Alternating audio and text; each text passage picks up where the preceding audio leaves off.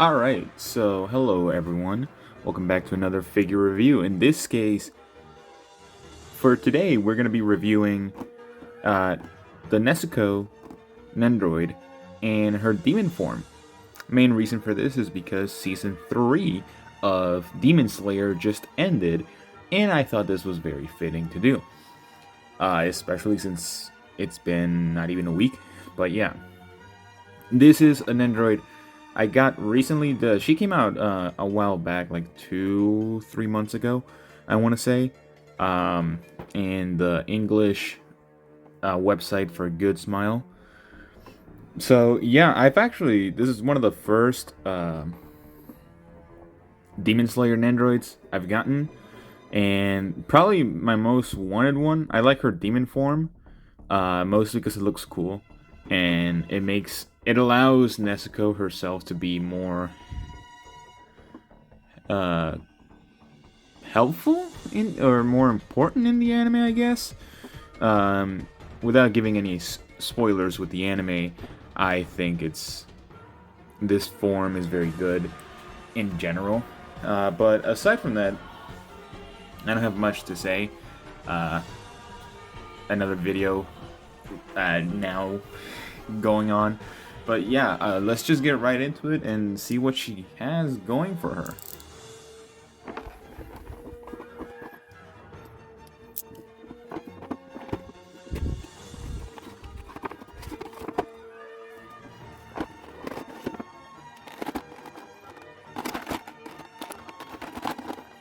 Alright, so here we have Nezuko in her demon form in all of her glory. I'm having a little trouble with the actual stand and the peg to keep her not floating, but what will I do? I have no idea. It's been a while since I have reviewed a Nendoroid, so forgive me a little bit about that, but just looking at the figure, I think it looks good. Just getting a little bit of a close-up. The amount of detail on this figure is spectacular, immaculate, wonderful. Especially the engravings on the dress. Even the legs, like all the little details, everything, the small paint strokes and everything looks amazing. Like just looking at the figure, like you can just see the different veins going through the angry expression. This is the basic face of Nezuko. She doesn't really have a regular face aside from this one, just the angry expression. There is an angry expression, but we'll get to that later. Again, Nendoroids are supposed to be small, so of course the head is huge and all that kind of stuff if you're new to Nendoroids overall. Now, the stand is quite different compared to other Nendoroids where they can just put the peg on the back of the figure, mainly because I think this is a female or a girl Nendoroid. They had to kind of modify the base, so let's just look at that real quick.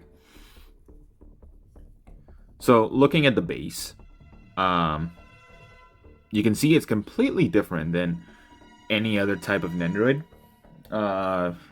If you collect like multiple Nendoroids, there may be some variation between all of them. This one has just the regular connection, all the different connections on the bottom, the peg, and the arm extending kind of in a L-shaped curve or a J-curve if you look at it from this angle. And then it has the extension to connect the figure, or in this case Nezuko, right here. The reason for that is because of her hair. Her hair is damn huge, so of course it's going to be difficult to actually prop her anywhere else. So that's one of the reasons. The hair is huge, and also it hides well within the hair, and then you can also modify it however you want. It may be a little hard in the beginning because it's brand new. if you get this figure. Going back to Nezuko, she looks perfect. One of the issues, or not even an issue, it's more so a detail that I see a lot of Nendoroids not have, is the detail outside of like the face. Like for example, the ears are just blank. I feel like just a regular circle and a dash would have worked well. But that's besides, those are minimal complaints about it. One of the things with Nendoroids, since it's been a while, is that they don't really have joints and they just move particularly static. They can just extend the arms and the legs as well, so that's one of the things that's normal about Nendoroids, pretty much every Nendoroid.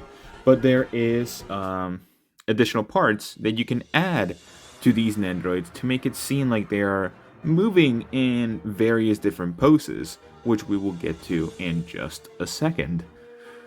But just from the beginning, looking at Nezuko, the amount of hair that she has is wonderful. It's pretty sturdy as well. It's very lightweight. I don't really have too many complaints so far, and I actually don't think I will have that many complaints even after looking at all the accessories. Alright, so looking at all the accessories, we seem to have just the basic amount of accessories as any regular $50 to $60 Nendoroid, even $40 Nendoroids. Not many accessories from the looks of it, but there are enough accessories to warrant the price that these things are. I actually don't really have that big of an issue with Nendoroids having minimal accessories. They still function very well, I think. I think the size of them and all that kind of stuff is very good. But just looking at the accessories, we have, of course, the additional neck joint that Good Smile gives you just in case the neck of your Nendoroid ends up breaking. You always will have an additional neck joint. And if you collect a bunch of Nendoroids, you will have a lot of neck joints to use for spares. Now, putting that back, we have the first facial expression, which is a very angry Nezuko from the looks of it. Perfect focus. And something I noticed throughout all of the pieces is that they added these placeholders. For example, the horn will, of course, be looking just at the figure in the back. The horn, it goes on the right side of the faceplate if you're looking at it from this angle, but there's just a placeholder. Now you can also just remove the placeholder, I believe. I just gotta wiggle it, and of course you have the hole where you can insert the horn of the basic Nezuko. Makes sense that they did not want to print or make the horn multiple times, as it is the same piece for every single one of them, and you will only be posting it out once, so you can just swap out the pieces and all that kind of stuff. Now, after looking at that first faceplate, we have the second one, which is a more maniacal look from Nezuko, which is honestly probably my favorite look and faceplate out of all three. Honestly, I think this should have been the basic faceplate that she comes in. Thank you, perfect. Okay. And this should be like the basic faceplate that it should come in my opinion. Aside from that, it has the same additional details as the other two previous faceplates with all the different branching out scars, I think? I don't know what they're actually called. But something to actually take into account is that the details are somewhat different based on the expressions. You can see that the details on this side, just looking at them, are more similar to the actual faceplate of the basic Nezuko, while for example, like these are very wide and all that kind of stuff. But with this one, they're very enclosed and much more narrow, which I think it's a very good detail. Oh no, the face. And again, it comes with the placeholder for the horn. Moving on to the other accessories, we have her right leg, actually, which goes on, of course, her right leg. The one way that you will be looking at these figures, at this figure, and placing the arms and legs, of course, it has the big toe and the other toes on the side, of course, the big toe and all that kind of stuff. And of course, and again, this is another surprising thing, a placeholder for the ball joint. This is something that I don't think has been included in any other Nendoroid. It might be something that they started including in recent Nendoroids, but I'm not entirely sure. Looking at the instructions, I don't know what they're called because they're in Japanese. So there's that. Now, moving on, we have Nezuko's right arm. How do I know this is her right arm? Mostly because of her fist being the right hand, and also because of the sleeve. Nezuko's right arm has the sleeve fully clothing her arm. Nothing too much. It's, again, basic details, regular ones. Now, moving on to the left arm. This one has a little bit more mobility than the other ones. You can twist it around however you want, which I think is a fine addition. And you can also swap out the little fans with the open hands on the basic form, the basic hands. But again, same details on all of them, even like the little strands or flower patterns. Now, this is the left hand. Again, another right hand. Not right hand.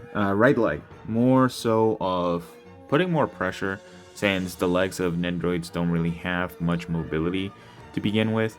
I think it's fine. Again, nothing too much. There seems to be like more battle damage on these than anything. For example, like these indents and all that kind of stuff. I'm not sure if that's meant to be on purpose or not. Now we have the last leg, the left leg, more so to be akin to the other ones. I think this one is a fine addition as well, mostly because it's the only left leg that they included. And again, the details are pretty good, nothing too mad to be about. Now, another inclusion for this Nendoroid is an effect piece. Normally they're not included in Nendoroids, and whenever they are, they're very small and don't really stand out. But this one, man, this one is beautiful. The translucent, transparent, opaque flames at the top with the solid color at the bottom. I wish you guys were able to see this in person. If you have this, you should know how good this looks. I think this looks pretty good. Granted, most of the effects that are given to a Nendoroid have an additional stand, but this one does not, mostly because from the box art and everything else, it's meant to be on the ground. I actually don't mind that, because that gives a better effect with this, since it's supposed to be in the air. Overall, I think this is it was a good addition. I don't think there should be much of an issue with any of these other ones. Aside from that, yeah, I think it's good. Now, now that we've looked at all the different accessories, I am going to go over my final thoughts on Nezuko overall. Alright, so my last final thoughts on Nezuko is that she is a perfect little figure for anyone to actually get. I do think that this figure itself, compared to how much detail it has, it's a really great figure to just have as a collector. And even if you're a fan of the Demon Slayer anime and the manga as well, because I know the manga has been finished for quite a while, this form of Nezuko is one of the more popular ones amongst the community. But yeah, aside from that, I do think you should, anyone that wants to get this should get it. It's a great little addition. You don't really have to get her out or anything. You can just have her displaying on your on your shelf or anything like that, and it's just a great collectible to have. But yeah, thank you guys for watching, and I will see you all in the next video.